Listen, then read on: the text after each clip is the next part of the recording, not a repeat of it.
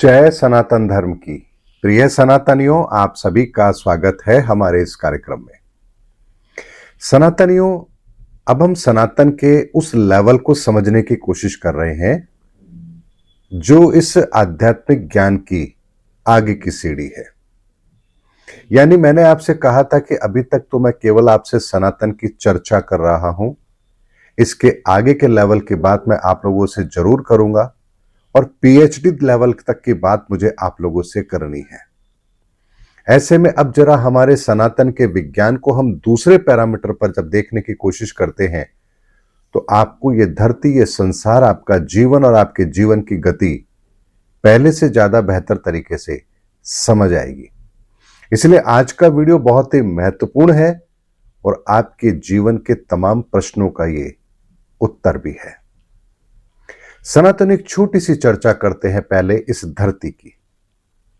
ये धरती अपने अक्ष पर घूम रही है, तो इसकी स्पीड क्या है?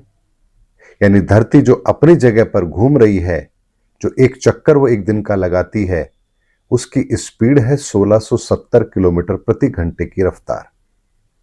यानी 1670 किलोमीटर प्रति घंटे की रफ्तार से धरती घूम रही है। अब जब धरती इस स्पीड से घूम रही है, लेकिन हमें अपने आसपास का माहौल तो स्थिर नजर आता है। हम तो अपनी उंगली पर कोई चीज बैलेंस करते हैं, वो चीज बैलेंस भी होती है। आपने देखा होगा कि किसी चीज को आप जब बैलेंस करते हैं, हवा के अंदर बैलेंस करने की कोशिश करते हैं, वो बैलेंस होती है। 1670 किलोमीटर प्रति घंटे की रफ्तार से जो चीज घूम रही है, उसके अंदर आप हैं और फिर भी आप बाहरी चीजों को भी स्थिर कर पाते हैं। आपकी बिल्डिंग, आप किसी ईंटों को एक के ऊपर एक रख रहे हैं, वहां उसका बैलेंस हो रहा है। कोई व्यक्ति एक रस्सी पर चल रहा है तो वहां पर भी वो अपना बैलेंस बना रहा है। इतनी तेज गति से घूमती हुई धरती और उसके अंदर आप स्थिर हैं, ये कैसे संभव है? चलिए, ये स्पीड तो कुछ भी नहीं। अब बात करते हैं धरती के सूर्य के चक्कर लगाने वाली स्पीड की। तो धरती जब सूर्य के चक्कर लगा रही है तो उसके आगे बढ़ने की जो गति है वो 1,07,000 किलोमीटर प्रति घंटा है। अब आप सोचिए कि कोई चीज अपनी जगह भी घूम रही है और अपनी जगह से वो आगे भी बढ़ रही है और आगे बढ़ने की उसकी गति 1,07,000 किलोमीटर प्रति घंटे की रफ्तार है। तो क्या ये रफ्तार मामूली रफ्तार है? इस तेज गति से घूमती हुई चीज और उसके अंदर आप हैं और फिर भी आप अपने आप को स्थिर कर लेते हैं। यानी हमारी बिल्डिंगें हैं, बहुत सारी चीजें हैं जो हमने बनाई हैं, स्थिर दिखाई देती है। कोई व्यक्ति अपना बैलेंस बना रहा है एक रस्सी के ऊपर, वहां पर भी इसके घूमने की गति का कोई प्रभाव उसके ऊपर नहीं आ रहा है। तो आखिर ये चमत्कार होता कैसे है? ये हो कैसे रहा है? इतनी तेज गति से घूमती हुई धरती और उसके अंदर हम लोग हैं और हम स्थिर हैं। स्थिर से मतलब बाहरी जितनी भी चीजें आप देख रहे हैं वो आपको स्थिर दिखाई देती हैं। अब जब बाहरी चीजें आपको स्थिर दिखाई देती हैं तो क्या वास्तव में वो स्थिर हैं, या इस धरती के घूमने की गति के साथ ही वो चीजें भी गतिमान हैं? तो चलिए इस चीज को अब थोड़े से और वैज्ञानिक तरीके से समझते हैं। आप यदि मान लीजिए कार में जा रहे हैं और आपकी कार की स्पीड 120 किलोमीटर प्रति घंटे की रफ्तार है, तो क्या आप उस रफ्तार के अंदर, कार के अंदर बैठकर कोई स्थिर होने की कोशिश कर सकते हैं? किसी चीज को स्थिर करने की कोशिश कर सकते हैं? आप नहीं कर पाएंगे, क्योंकि आपकी उस गति के अंदर, वो गति जो कार ले रही है वो सड़क के ऊपर ले रही है और सड़क का कोई भी व्यवधान आपके कार के भीतर की गति को प्रभावित जरूर करेगा। आप प्लेन में जा रहे होते, वहां तो कोई सड़क नहीं है, लेकिन वहां एयर टर्बुलेंस आता है। वो एयर टर्बुलेंस आपके विमान की गति को भी प्रभावित करता है, उसकी स्थिति को अप एंड डाउन करता है। आप ट्रेन से सफर करते हैं, वहां पर भी जब आप ट्रेन के साथ गति कर रहे होते हैं, ट्रेन भी आपको हिलती हुई दिखाई देती है कई बार, क्योंकि जिन पटरियों पर वो दौड़ रही है उनके बीच में एक छोटा सा गैप है। उस गैप के कारण से ही आपको वो ट्रेन भी हिलती हुई नजर आती है। तो बाहरी गति जितनी भी होती है, उसकी गति के अंदर यदि कोई व्यवधान आ रहा है तो उसका प्रभाव भीतर तक भी पड़ता है। लेकिन ये जो धरती घूम रही है, इसके बाहर कोई व्यवधान है ही नहीं। ये हजारों लाखों करोड़ों साल से इसी तरह से घूम रही है। इसीलिए इसके घूमने की रफ्तार के अंदर आप जब बैठे हैं, इस धरती के अंदर मौजूद हैं, तो आपको इसके बाहर के घूमने की गति का एहसास नहीं होता है। यानी बाहर की जो अवस्था है, इस धरती के बाहर का जो वातावरण है वो अलग है और धरती के भीतर का वातावरण अलग है। धरती के अंदर का वातावरण बाहर के, इस धरती के बाहर के वातावरण को महसूस नहीं कर सकता, और जो धरती के बाहर का वातावरण है वो आपकी धरती से अलग है। इसीलिए जब हम धरती से बाहर जाते हैं तो हमें एक विशेष परिधान की जरूरत होती है, जिसे हम स्पेस सूट कहते हैं। उसके बिना आप धरती के बाहर जाकर के जिंदा नहीं रह सकते। तो आपको वही एक माहौल धरती के बाहर चाहिए जो आपको जिंदा रखने के लिए जरूरी है। अब इस बात की गंभीरता को ऐसे समझिए, बात मैंने आपके सामने क्यों रखी, क्योंकि ये प्रकृति का नियम है, ये प्रकृति का सिद्धांत है। अगर इतनी तेज गति से घूमती हुई पृथ्वी और उसके भीतर भी अगर हम इंसान, हमारे संसाधन, ये सब कुछ स्थिर हो सकते हैं, अगर ये विज्ञान इस धरती के लेवल पर काम कर रहा है, तो क्या ये विज्ञान आपके ऊपर काम नहीं करेगा? क्या आप इस धरती के नियम से अलग हो सकते हैं? हम इन नियमों से अलग कैसे हो सकते हैं? इसीलिए ये नियम हमारे ऊपर कैसे लागू होता है, इस विज्ञान को सनातन के आधार पर ही आप समझ सकते हैं, और कोई मैकेनिज्म यहां काम करेगा ही नहीं। और इसीलिए सनातन के नियम को समझने के लिए हमें आध्यात्म की जरूरत होती है। अध्यात्म हमें क्या समझाता है, कैसे समझाता है, आप जरा इस बात को समझिए। बाहर की जो दुनिया है जिसे आप देख रहे हैं, आप और आपके अलावा जो बाहर की दुनिया है, ये दो अलग चीज है। बाहर की दुनिया का नियंत्रण आपके हाथ में है ही नहीं।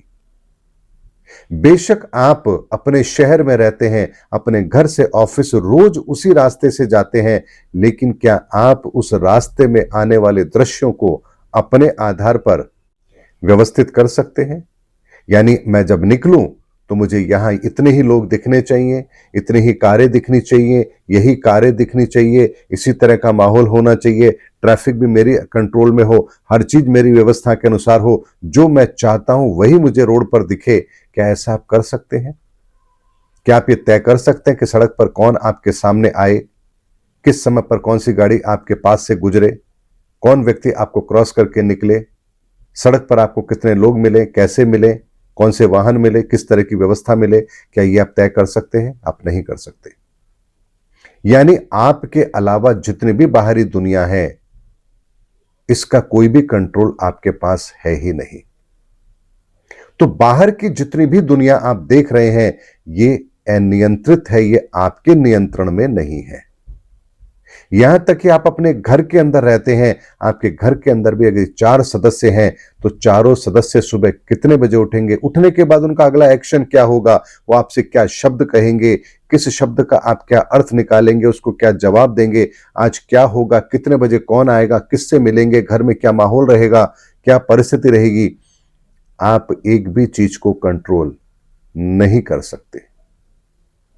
किसी भी तरीके से कंट्रोल आप नहीं कर सकते, क्योंकि ये जितनी भी परिस्थितियां हैं, ये आपके बाहर की परिस्थिति हैं जो बहुत तेज गति से बदल रही है। हर सेकंड ये दृश्य आपके बाहर का बदल रहा है, और इसके बदलने की गति भी बहुत तेज है। यानी प्रति सेकंड ये दृश्य बदल रहे हैं। इन दृश्यों के केवल और केवल परिणाम और इनका अनुभव ही आपके पास रहने वाला है। बाकी हर दृश्य कुछ सेकंड के बाद समाप्त हो जाएगा। यानी बाहर की आपकी दुनिया तेज गति से बदल रही है और आपको पता ही नहीं चलता। आप सोचते हैं कि सब कुछ तो वैसे ही चल रहा है, सब कुछ तो वैसे ही व्यवस्थित है, जबकि आपकी बाहर की दुनिया पल प्रतिपल बदल रही है। आप अपने जीवन में जो दृश्य आज देख रहे हैं इन आंखों से बाहरी दुनिया का, ये दृश्य आपको अपने जीवन में दोबारा कभी देखने को नहीं मिलेगा। अगला दृश्य वो होगा जिसे आपने पहले कभी नहीं देखा, और जिसे देख लिया वो दोबारा इस धरती पर कभी घटित नहीं होगा। तो जब आपकी बाहरी दुनिया भी उस पृथ्वी की तरह घूम रही है, तेज गति से घूम रही है, तो फिर एक दुनिया तो और है, और वो दुनिया है आपकी अपनी दुनिया। अब आप कहेंगे हमारी अपनी दुनिया, ये दुनिया कैसी होती है? तो आपकी भी एक अपनी दुनिया है। जैसे आपकी दुनिया है वैसे ही बाहर जितने भी लोग हैं उनकी भी एक अपनी दुनिया है।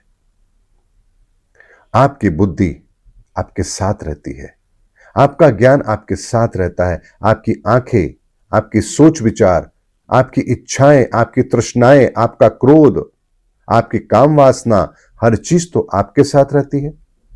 क्या कभी ऐसा हुआ है कि आप कहीं गए हो और अरे मैं तो आज अपनी आंखें घर ही भूल के आ गया, अरे गुस्सा तो आज मेरा घर पर ही रह गया? ऐसा कभी हुआ है? ऐसा कभी नहीं हुआ। यानी आपकी एक अपनी दुनिया है जो आपके भीतर पनप रही है, आपके भीतर मौजूद है, और वो दुनिया सदैव आपके साथ होती है। जहां आप होंगे वहां आपकी ये दुनिया भी जरूर होगी, और ये दुनिया पूरी की पूरी आपके नियंत्रण में है। इस पर किसी और का अधिकार है ही नहीं। आपकी काम वासना, आपका क्रोध, आपकी तृष्णाएं, आपकी इच्छाएं, आपकी भक्ति, आपकी समझ, आपकी बुद्धि, आपका ज्ञान, आपके अनुभव, ये सब कुछ आपके हैं। इस पर किसी और का नियंत्रण है ही नहीं। इसीलिए सनातन हमें चीज समझाता है, जैसे धरती के बाहर का एक वातावरण है, उस वातावरण के अंदर प्रभाव अलग है, लेकिन धरती उस वातावरण के बावजूद भी अपनी एक निश्चित गति से घूम रही है, और इतनी तेज गति से घूमने के बाद भी अंदर की चीजें स्थिर हैं, वो अपने तरीके से व्यवस्थित हैं। यानी आप एक रस्सी पर भी चलने का प्रयास करेंगे तो वहां भी आपको स्थिरता की अनुभूति होगी। ऐसा नहीं है कि बाहर के घूमने की धरती की गति आपको उस रस्सी से गिरा दे। साइंस की भाषा में आप कहेंगे ये गुरुत्वाकर्षण है जिसकी वजह से आप धरती से खिंचे हुए रहते हैं। ये तो साइंस की भाषा है, लेकिन क्या आपके भीतर भी कोई ऐसा आकर्षण नहीं है जो आपके भीतर की दुनिया को भी एक व्यवस्थित तरीके से रखता हो? तो सनातनियों, एक चीज आपके भीतर भी है जो इस बाहर की दौड़ती हुई दुनिया के अंदर भी आपको स्थिर किए हुए है, और वो शक्ति आपकी है, आपकी आत्मा की शक्ति। क्योंकि शक्ति जैसे ही आपके शरीर से बाहर निकलती है, अब आपको कोई फर्क नहीं पड़ता, ना आपके भीतर क्रोध है, ना काम है, ना वासना है, ना इच्छा है, तृष्णा है, कुछ भी तो नहीं है। सब कुछ कहां चला गया? तो सब कुछ तो व्यवस्थित था आपकी आत्मा के कारण से। आत्मा बाहर निकल गई, आपका शरीर अब किसी काम का नहीं। तो जो आपके भीतर की दुनिया है, इस भीतर की दुनिया और एक बाहर की दुनिया, इन दोनों दुनिया के बीच के अंदर क्या कोई ऐसी रेखा भी है जो एक कंट्रोल का काम करती है? अब इस बात को भी धरती के विज्ञान के आधार पर समझिए। सूर्य की किरणें पृथ्वी तक पहुंच रही हैं, लेकिन एक ओजोन लेयर है, वो हमारी सुरक्षा करती है। जितनी सूर्य की किरणें जितनी तेज प्रभाव से हमारी धरती के लिए आवश्यक है, ये लेयर उसी फिल्टर का काम करती है और हम सुरक्षित हैं। यानी बाहर का कोई भी प्रभाव, उसका नियंत्रण भी ईश्वर ने इतने बेहतर मैकेनिज्म के साथ रखा है कि जितनी आपकी आवश्यकता है उतना ही आपके तक पहुंचेगा, और इसी से हमारी सुरक्षा होती है। तो जो बाहर की दुनिया है, इसका प्रभाव भी तो आपके भीतर की दुनिया पर पड़ता है। बिल्कुल पड़ता है। बाहर जब आप कोई दृश्य देख रहे होते हैं, वो दृश्य या तो क्रोध पैदा करेगा, या काम पैदा करेगा, या वासना पैदा करेगा, या भक्ति पैदा करेगा, या तृष्णा पैदा करेगा, कुछ भी पैदा करेगा, लेकिन पैदा तो करेगा। तो बाहरी दृश्य जो आप देख रहे हैं, ये दृश्य सीधे सीधे आपके भीतर के संसार को प्रभावित कर रहे हैं। तो जब ये आपके भीतर के संसार को प्रभावित कर रहे हैं तो यहां कोई एक ऐसा अवरोध तो होना चाहिए जिससे वही चीज आपके भीतर तक जाए, आपके अपने निजी संसार के अंदर, जहां जितनी आपको आवश्यकता है। अगर उससे ज्यादा ये आपके भीतर गई तो क्या होगा? तो जैसे सूर्य की किरणें यदि ओजोन लेयर ना हो और सारी की सारी धरती पर आ जाए तो धरती चंद पलों के अंदर ही समाप्त हो जाएगी।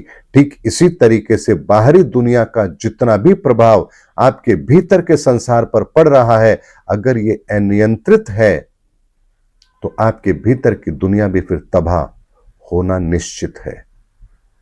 और इसीलिए हमारी जितनी भी इंद्रियां हैं, उन इंद्रियों का जो स्पर्श है और उससे उत्पन्न होने वाली भावनाएं हैं, ये सारी की सारी अनियंत्रित हैं। इसीलिए बाहर जो कुछ घटित होता है उसको देख करके हम तुरंत विचलित होते हैं, या तो विचलित होंगे या उत्साहित होंगे।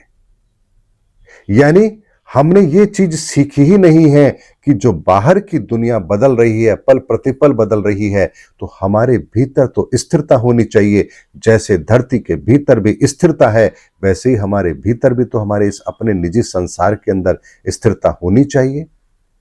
क्योंकि अगर भीतर स्थिरता नहीं हुई तो फिर आपके भीतर का मैकेनिज्म ही गड़बड़ हो जाएगा। और अगर आपके भीतर का मैकेनिज्म अगर गड़बड़ हो गया तो आपकी जिंदगी, आपकी अपनी दुनिया जो आपके भीतर पनप रही है, ये तो पूरी तरह से तबाह हो जाएगी। और यही तबाही हम लोग अपने जीवन के अंदर ला चुके हैं।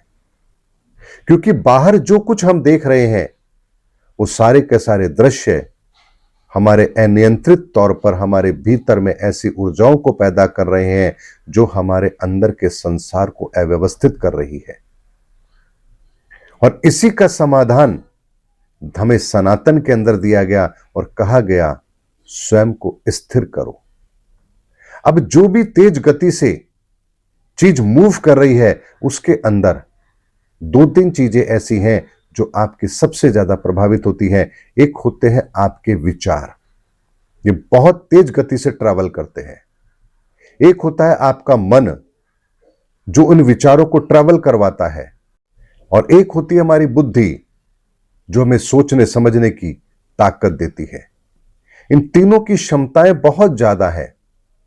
ऐसे में ये तीनों की तीनों चीजें जो अव्यवस्थित हैं, अगर इनको व्यवस्थित कर लिया जाए तो आपके भीतर का संसार स्थिर हो जाएगा। और इसीलिए हमारे सनातन के अंदर कहा गया कि आपको स्थिर होना है, आपको अपने आप को अपने भीतर से स्थिर करना है। और इस विज्ञान को जो जानते थे वो अपने आप को स्वयं को स्थिर करने का प्रयास करते थे, ताकि बाहर की दुनिया का प्रभाव उनके ऊपर ना पड़े और वो अपने भीतर के संसार को व्यवस्थित कर सके। अब प्रश्न आता है, अगर मान लीजिए हम अपने भीतर के संसार को व्यवस्थित ना करें तो कौन सा पहाड़ टूट जाएगा, क्या हो जाएगा, क्या फर्क पड़ जाएगा? तो अब इस बात के सनातन के रहस्य को समझ लीजिए। जैसे आप किसी क्लास के अंदर जब आप पढ़ाई कर रहे होते हैं, आपको उस समय पढ़ाते समय सारे संसाधन उपलब्ध कराए जाते हैं। टीचर भी होता है, किताबें भी होती हैं, आपको किताबों को देखने की परमिशन भी होती है। टीचर जो पढ़ा रहा है उससे क्रॉस क्वेश्चन करने की आजादी होती है। आपको कुछ होमवर्क भी करना होता है, आप रीचेक भी कर सकते हैं, सब कुछ स्वयं मूल्यांकन आप कर सकते हैं। लेकिन इस पूरे घटनाक्रम के अंदर एक समय ऐसा आता है जब आपके एग्जाम होते हैं। उस एग्जाम के अंदर व्यवस्थाएं पूरी तरह से बदल जाती हैं। अब ना आपके पास किताबें हैं, न टीचर आपको बताएगा, और आपको एक निश्चित समय दिया जाएगा और उस समय के अंदर आपको जो कुछ आपने इस पूरे साल में पढ़ा है, अब आपसे जो पूछा जाएगा आपको उसका उत्तर देना है। और जो जितना बेहतर उत्तर देगा उसकी ग्रेड उसी आधार पर बनेगी। और एक निश्चित सीमा से नीचे यदि आपकी ग्रेड है तो आपको वो चीज दोबारा पढ़नी पड़ेगी, यानी आप उस क्लास के अंदर फेल होंगे, और जो पास हो चुके हैं उन्हें अगली क्लास के अंदर एडमिशन दे दिया जाएगा। यही प्रक्रिया होती है। इसी तरह से हमारी भी एक जीवात्मा इस संसार के अंदर अलग अलग लोकों की यात्रा करती है, अलग अलग अनुभवों को लेती है, और उसके पास अपनी भी एक क्षमता है, कर्मों की एक गठरी है। हमारी जब करुण पुकार ईश्वर से होती है कि हम भी इस आध्यात्मिक चेतना की यात्रा के अंदर आगे बढ़ना चाहते हैं, तो ईश्वर आपको वो सारे अनुभव कराता है जो आपकी इस यात्रा के लिए आवश्यक है। और उसके बाद वो आपको आपके संपूर्ण संसाधनों के साथ, जो भी आपकी ऊर्जाओं का संसार होता है, जितनी भी कमाई आपने की है, उसके साथ वो आपको इस धरती पर उसके अनुसार उस अवस्था के अंदर जन्म देता है। जब आपको जो अवस्था मिली उसमें आपका जन्म हुआ, यानी इस धरती पर आप आए हैं, तो कौन सी क्लास में आपको एडमिशन मिला, इसे ऐसे समझिए।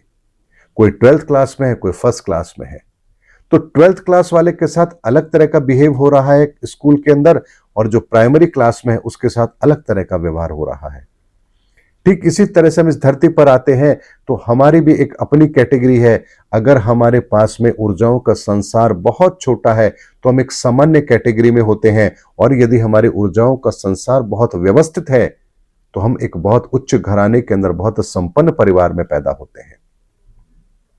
तो धरती एक है, लेकिन उन दोनों के साथ होने वाला व्यवहार इस धरती पर अलग अलग है। अब वो व्यक्ति जिस अवस्था में है उसे उसी की परीक्षा देनी है। तो यहां पर आपसे क्या किया जाता है, आपके पिछले प्रारब्ध के सारे लेखे जोखे को आपसे छिपा दिया जाता है, यानी आपको यह पता ही नहीं है कि आप क्या कर्म करके आए हैं। लेकिन आपके पास आपकी ऊर्जाओं का संसार है। वो ऊर्जाओं का संसार आपको कुछ कर्म करने के लिए प्रेरित जरूर करेगा। अब जो कर्म करने के लिए आपको प्रेरित करेगा, तो उस बात को ऐसे समझे कि आपके सामने एक दृश्य उत्पन्न होगा। जो दृश्य है ये एक प्रश्न है। इस प्रश्न का हल आपको देना है, निकालना है। तो अब आप क्या करते हैं, जो दृश्य आपके सामने घटित हुआ, ये उस एग्जाम में पूछे जाने वाला वो प्रश्न है। अगर आपने बेहतर तरीके से पढ़ाई की है तो आप उस प्रश्न का उत्तर सही देंगे, और यदि आपने पढ़ाई ढंग से नहीं की है तो आप उस प्रश्न का उत्तर गलत देंगे। तो इसी तरह से एक दृश्य जो आपके सामने उत्पन्न हुआ, अब आप उस प्रश्न के उत्तर के लिए जिस ऊर्जा की आपको आवश्यकता है, यदि आपकी ऊर्जाओं का संसार वो व्यवस्थित है ही नहीं, तो आप उस दृश्य का उत्तर, उस दृश्य की अनुभव को आप बेहतर तरीके से नहीं लेंगे, और यहां आप कोई ना कोई अपने जीवन में गलती करेंगे।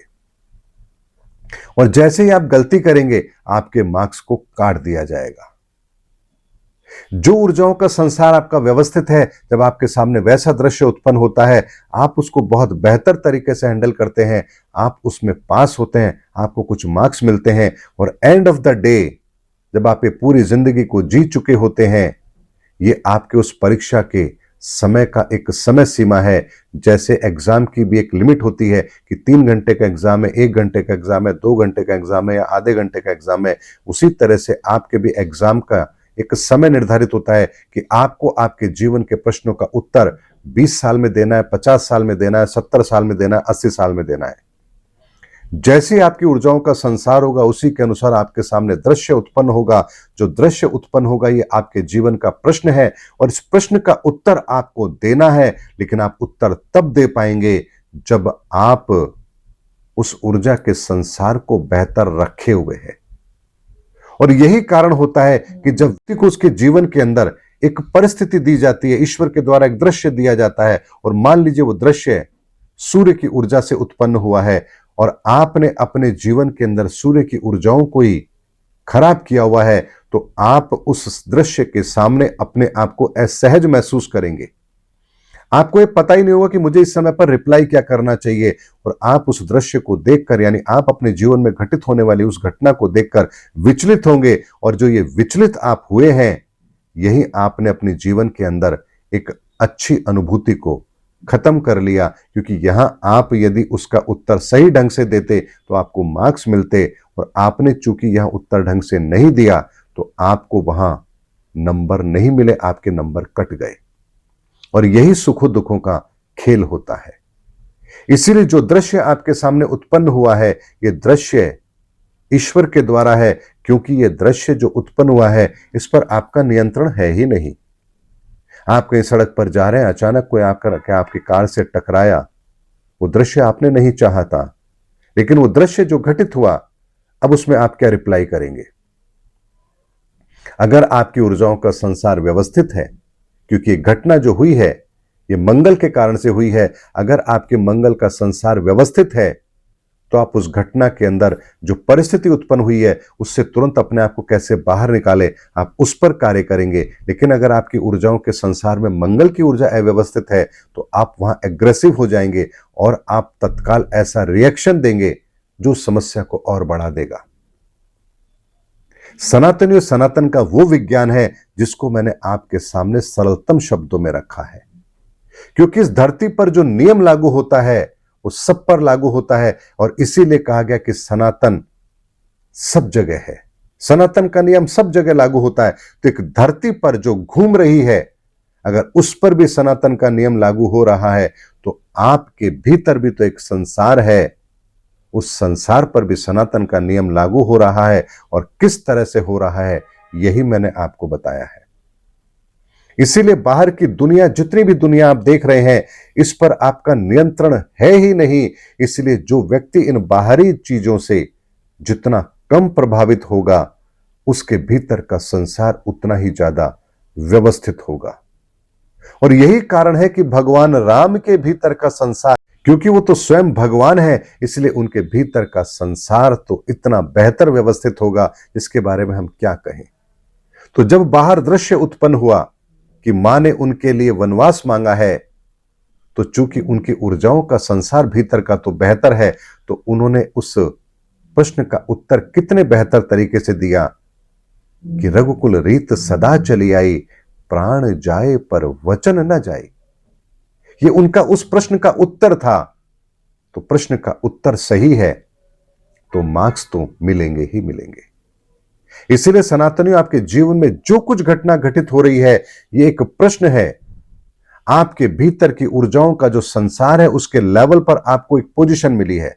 आप गरीब घर में पैदा हुए हैं तो आप समझ लीजिए कि आप फर्स्ट क्लास के स्टूडेंट हैं या सेकंड क्लास के स्टूडेंट हैं। आप बहुत अमीर घर में पैदा हुए हैं, बहुत संपन्न परिवार में पैदा हुए हैं, तो हो सकता है कि आप 6th या 7th क्लास के स्टूडेंट हैं। यानी स्कूल वही है, धरती वही है, लेकिन इसके अंदर आने वाली प्रत्येक जीवात्मा अपने आध्यात्मिक चेतना के आधार पर स्वयं चयन करती है उन परिस्थितियों का। आप ऐसा कभी नहीं कर सकते कि फर्स्ट क्लास के स्टैंडर्ड के बच्चों को आप 10th क्लास में बिठा दें, बेशक चाहे स्कूल आपका ही क्यों ना हो। इसी तरीके से जो जीवात्मा इस धरती पर आ रही है उसके सामने वही प्रश्न पूछे जाएंगे, वही दृश्य उत्पन्न होंगे जिसका आंसर वो दे सकता है। आपके सामने कभी वो प्रश्न आएंगे ही नहीं जिनका उत्तर आप ना दे सकें।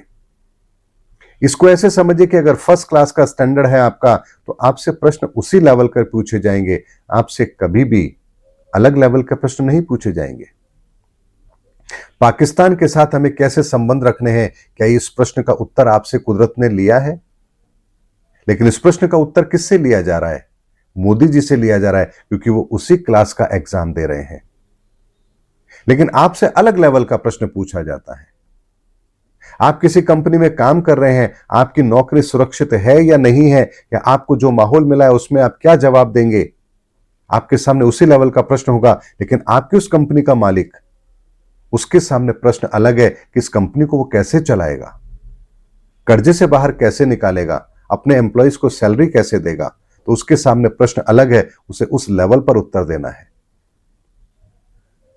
तो कई बार आपके मन में प्रश्न आता होगा ना, अरे मुकेश अंबानी के पास तो इतना पैसा है, पूरी जिंदगी आराम से जी सकता है, फिर क्यों इतनी भागा दौड़ी? 2-5 हजार करोड़ में क्या वो पूरी जिंदगी बेहतर तरीके से नहीं जी सकते? जी सकते हैं। तो फिर इतने लाख करोड़ की संपत्ति होने के बाद भी वो क्यों भाग रहे हैं? क्योंकि सनातन एक बात को समझिए, वो जिस क्लास के स्टूडेंट हैं उनसे उसी लेवल के प्रश्न पूछे जाएंगे और उनकी मजबूरी है उन प्रश्नों का उत्तर देना। क्योंकि एग्जाम सेंटर के अंदर जब आप एग्जाम देने बैठते हैं तो बेशक आपको चाहे कुछ भी ना आए, पर आपकी मर्जी ये नहीं होती कि आप उठकर वहां से चले जाए। 3 घंटे तो आपको वहां उस एग्जाम का अगर समय है तो आपको वहां बैठना ही पड़ेगा, चाहे आप उत्तर दे या ना दे। आपको पहले से एग्जाम छोड़ करके बाहर जाने की परमिशन नहीं है। इसी तरह से इस धरती पर हम आए हैं तो हमें भी एक समय सीमा दी गई है। उस समय सीमा के अंदर हमें अपनी इस पूरी दुनिया को व्यवस्थित करना है। इस पूरी दुनिया को अगर व्यवस्थित करना है जो आपके भीतर की दुनिया है। एक प्रश्न आता है कि जो एग्जाम हम दे देंगे, पास हो गए तो फिर क्या होगा? आप कौन सा एग्जाम देने आए हैं? आप अपने भीतर के इसी संसार को व्यवस्थित करने आए हैं। आपके भीतर काम वासना अधिक है, इसको बैलेंस करने के लिए आप इस संसार में आए हैं। आपके अंदर क्रोध की भावना है, आप इसको बैलेंस करने के लिए संसार में आए हैं। क्योंकि बाहर के किसी भी लोक के अंदर आप और किसी तरह से आप इनको व्यवस्थित नहीं कर सकते।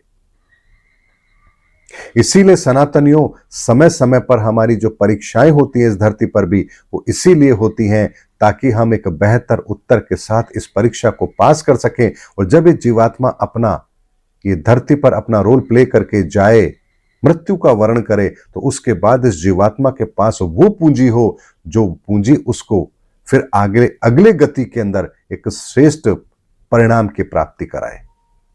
और इसी मैकेनिज्म को जानने समझने के लिए जिस विज्ञान का प्रयोग किया जाता है उसे कहते हैं सनातन। सनातन क्या है? आज आपके जहन में अच्छी तरह से बात आ गई होगी कि सनातन तो क्या है और हम क्या समझ रहे हैं। जाइए किसी शंकराचार्य के पास, जाइए किसी मठाधीश के पास और जाकर पूछिए कि क्या सनातन के इस विज्ञान को वो जानते हैं। हमारे भीतर का संसार कैसे काम करता है, क्या इसको वो जानते हैं? बस इतना कह देंगे ध्यान कर लो, बैठ जाओ। अरे पर क्यों करें ध्यान? क्या जरूरत है ध्यान करने की? नहीं करेंगे तो क्या हो जाएगा? क्या बिगड़ जाएगा हमारा? तो आज आपको समझ में आ गया होगा कि क्यों आपके भीतर का संसार बाहर के इस संसार से जितना ज्यादा प्रभावित हो रहा है, आपके स्वयं के भीतर का संसार उतना ज्यादा अव्यवस्थित हो रहा है। तो यहां परेशानी आपकी अपनी है, किसी और की है ही नहीं। आपके भीतर, आपके जो भीतर का संसार है, ये जितना अव्यवस्थित हो रहा है, ये किसको कष्ट दे रहा है? आपको दे रहा है, किसी और को नहीं दे रहा। लेकिन हम अपने भीतर के संसार को व्यवस्थित करने की जगह हम तो बाहरी दुनिया को व्यवस्थित करने चले हैं। मुझे तरस आती है बहुत लोगों पर जब वो कहते हैं जी हम तो देखो धर्म के नाम पर ये कर रहे हैं, हम तो धर्म के नाम। अरे आप बाहर क्या कर रहे हो धर्म के नाम पर? धर्म के नाम पर आपको जो करना है वो तो आपके भीतर करना है। क्योंकि बाहर जिन लोगों के लिए आप कर रहे हो उनके भीतर भी तो एक संसार है। उनके भीतर के संसार में जाकर आप कैसे काम कर दोगे? क्या ईश्वर इस संसार के सभी भूखों को भोजन नहीं दे सकता? क्या ईश्वर इस संसार के जितने भी लोग हैं उनकी बुद्धि को ठीक नहीं कर सकता? वो सर्वशक्तिमान है तो कर दे, और कर सकते हैं, पर क्यों नहीं करते? जरा इस पर तो विचार कीजिए।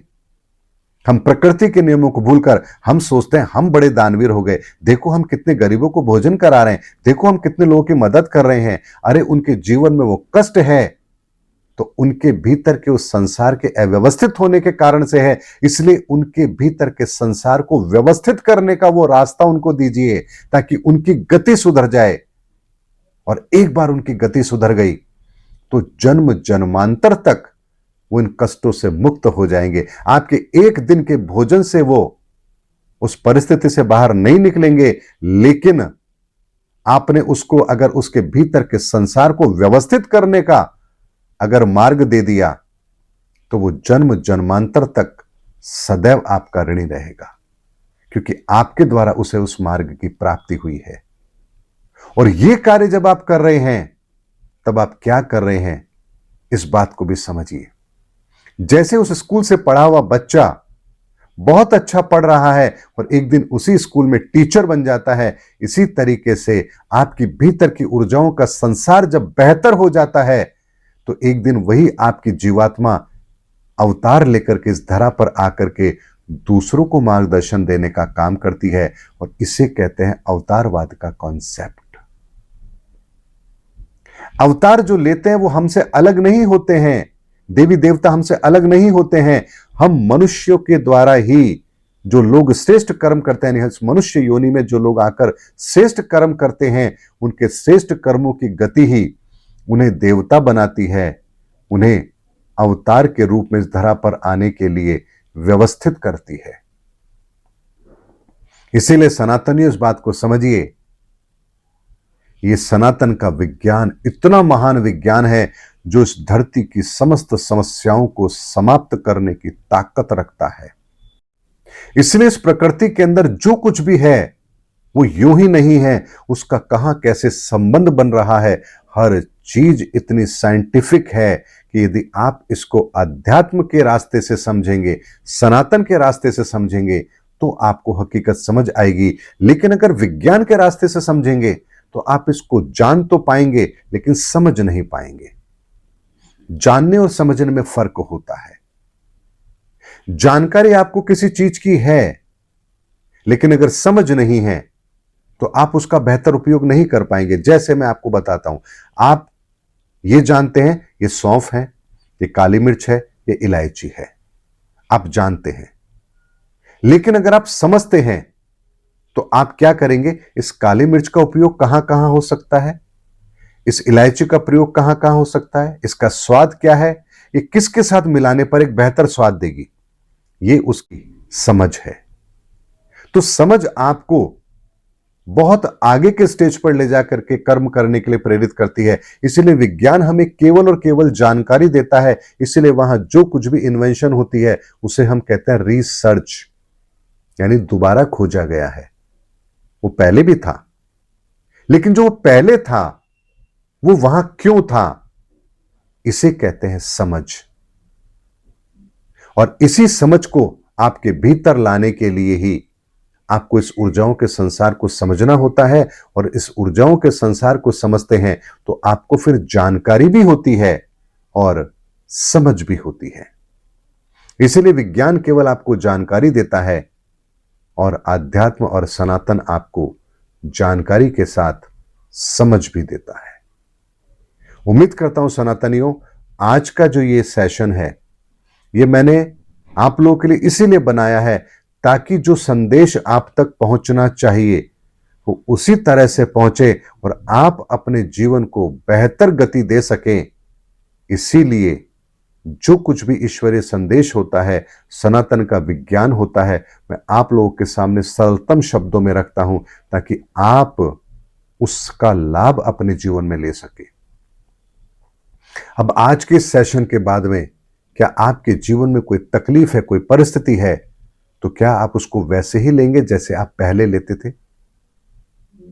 इसको ऐसे समझिए, मान लीजिए अचानक से आपके सामने कोई दृश्य आया, यानी आपके परिवार में कोई कैजुअलिटी हो गई, तो आपके दिमाग में आएगा ये दृश्य जो मेरे सामने आया है, इसने एक मुझे अलग माहौल दिया है, तो अब इस माहौल को मुझे कैसे लेना है, मेरा आत्मबल यहां कैसे काम करेगा, मेरी सोच यहां कैसे काम करेगी, मेरा शरीर यहां कैसे काम करेगा, मेरी बुद्धि यहां कैसे काम करेगा, मेरा ज्ञान यहां कैसे काम करेगा, मेरी भौतिक संसाधन यहां कैसे काम करेंगे, और मैं इस पूरे के पूरे घटनाक्रम को कैसे बेहतर तरीके से व्यवस्थित कर सकूं ताकि किसी का अहित ना हो।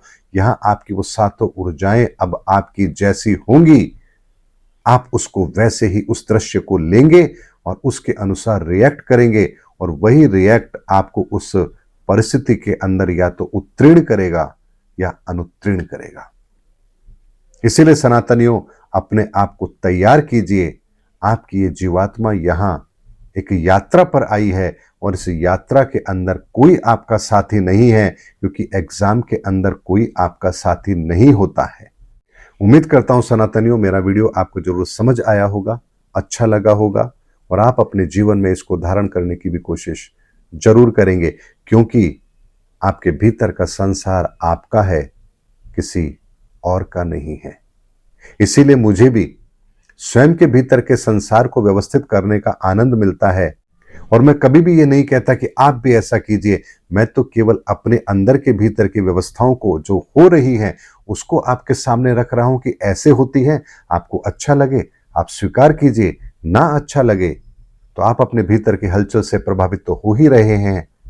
कभी ना कभी तो आपको भी उस चीज का एहसास जरूर होगा कि हाँ, मुझे भी मेरे भीतर के संसार को इस बाहरी संसार से सुरक्षित करना है, क्योंकि मेरी अपनी यात्रा अपने स्वयं की यात्रा है जो मुझे अकेले को करनी है।